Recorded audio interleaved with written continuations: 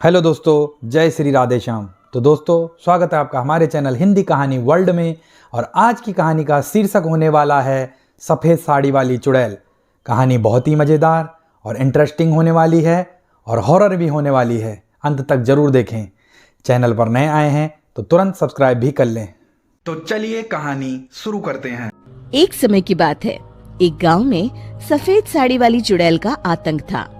चुड़ैल रात भर गांव में घूमती और गांव का जो भी आदमी उसे दिखाई देता उसे वो घायल कर देती। अरे कोई तो बचाओ, मर गया रे।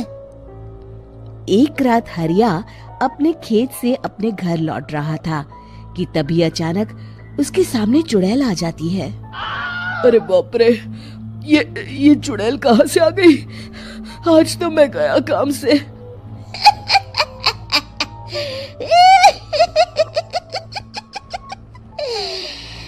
आज मुझे मेरा शिकार मिल गया। अरे चुड़ैल दीदी, मुझे छोड़ दो। जैसे ही चुड़ैल हरिया की तरफ बढ़ती है, हरिया वहाँ से भाग जाता है और अपने घर के दरवाजे पे पहुँचता है।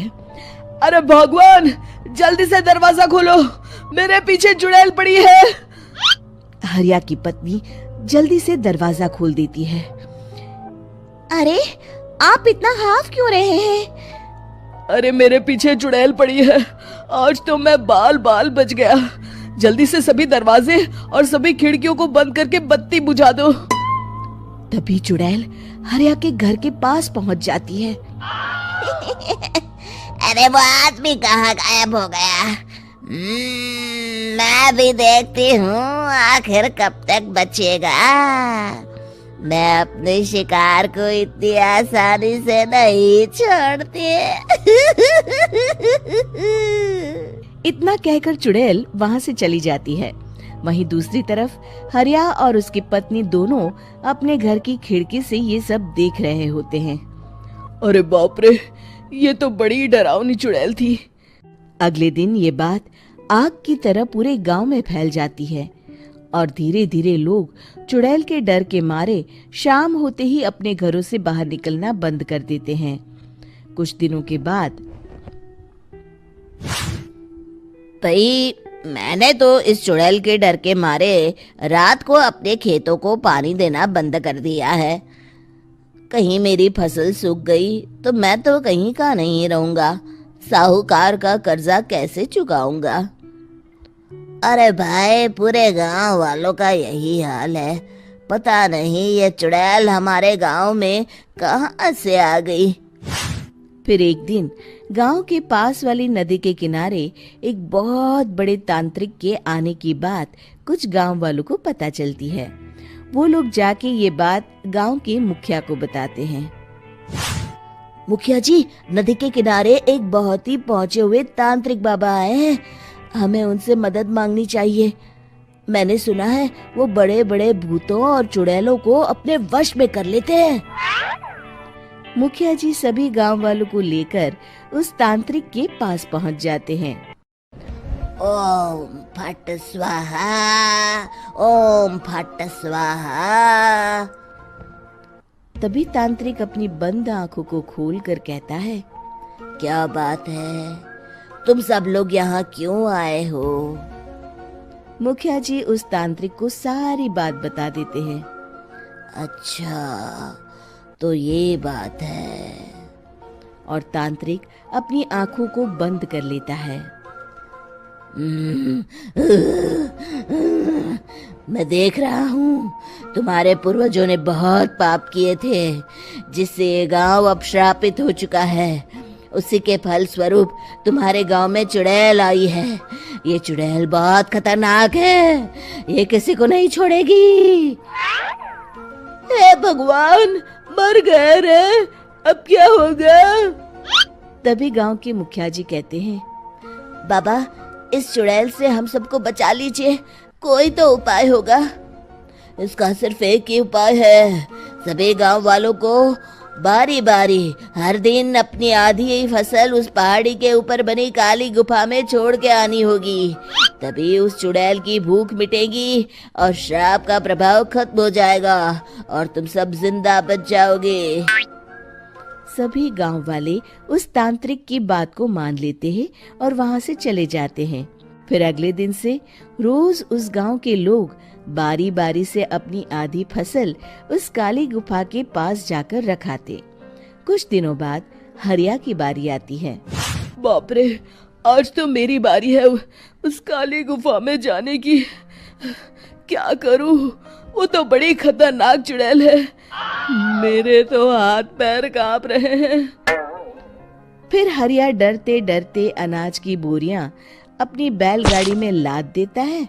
तभी हरिया की पत्नी उससे कहती है, देखो जी, संभल के जाना और किसी भी हालत में शाम होने से पहले वापस आ जाना। उस चुड़ैल का कोई भरोसा नहीं है जी। हरिया बैलगाड़ी में बैठते हुए कहता है, भगवान, मैं क्या वापस आऊंगा? लगता है अब तो मेरी खबर ही आएगी। इतना कहकर हरिया वहां से चला जाता है। रास्ते में जंगल से गुजरते हुए हरिया की बैलगाड़ी का एक चक्का बड़े गड्ढे में फंस जाता है। हे भगवान, अब ये क्या मुसीबत है? हरिया नीचे उतर के पूरी ताकत से अपनी बैलगाड़ी को गड्ढे से निकालने की कोशिश करता है। बहुत देर मेहनत करने के बाद हरिया की बैलगाड़ी उस गड्ढे से बाहर निकल जाती है। हे भगवान, अब तो शाम होने वाली है। आज तो मैं गया काम से। जैसे तैसे हरिया काली गुफा में पहुंच जाता है। अरे मर गया रे, यहाँ तो चारों तरफ डरावना माहौल है। मैंने यहाँ आने में बहुत देर कर दी, कहीं चुड़ैल नाराज ना हो जाए। हरिया अनाज की बोरियां वहां रख के जैसे ही जाने लगता है, तभी उसे किसी के आने की आवाज सुनाई देती है। हरिया एक कोने में छुपकर अंदर देखने लगता है।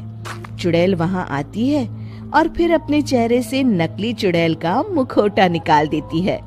हरिया ये देख के हक्का बक्का रह जाता है। तभी चुड़ैल कहती है, भैया यहाँ आना। आज तो बहुत अनाज आया है, इसे मिलाकर अब हमारे पास ढेर सारा अनाज जमा हो गया है। कल ही हम इसे शहर में बेच आएंगे और माला माल हो जाएंगे। तभी अंदर से नदी के किनारे वाला तांत्रिक बाहर आता है। अरे, ये तो तांत्रिक बाबा है। हाँ, अब तो हम दोनों की जिंदगी मजे में कटेगी। गांव वालों को बेवकूफ बनाना इतना भी मुश्किल नहीं था। लोग तो तुम्हें सच में असली चुड़ैल समझते हैं। हाँ, तुमने सही कहा।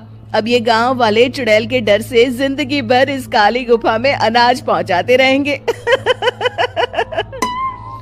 अच्छा, तो ये बात है। ये दोनों पूरे गांव वालों को बेवकूफ बना रहे हैं। अभी जाकर सबको बताता हूँ। हरिया उन दोनों की पूरी बातें सुन लेता है और जल्दी से वापस गांव में आता है। गांव वालों को पूरी बात बता देता है। इससे पहले वो दोनों हमारा अनाज लेकर शहर जाए, हमें उन दोनों को पकड़ना होगा। उधर दूसरी तरफ नकली तांत्रिक और नकली चुड़ैल बनी औरत एक बड़ी गाड़ी में सारा अनाज लाद के वहां से निकलने की तैयारी कर रहे होते हैं। जल्दी करो, इससे पहले हमें कोई देख ले। हमें यहाँ से निकलना होगा। और तभी वो दोनों देखते हैं कि सामने से सभी गांव वाले अपने अपने हाथों में मशाल लेके आ रहे हैं। दोनों बुरी तरह डर जाते हैं। रुक जाओ, तुम दोनों का भांडा फूट चुका है। अरे मर गए रे, ये गांव वाले कहाँ से आ गए? तुमने क्या सोचा इतनी आसानी से यहाँ से निकल जाओगे? ये अनाज हमने अपने खून पसीने से दिन रात खेतों में मेहनत करके उगाया है। दोनों मुखिया जी के पैरों में गिर जाते हैं। हमें माफ कर दीजिए, हम दोनों एक नंबर के कामचोर हैं। बिना मेहनत किए पैसे कमाना चाहते थे। हाँ हाँ, अब हम आगे से मेहनत मजदूरी करके पैसे कमाएंगे।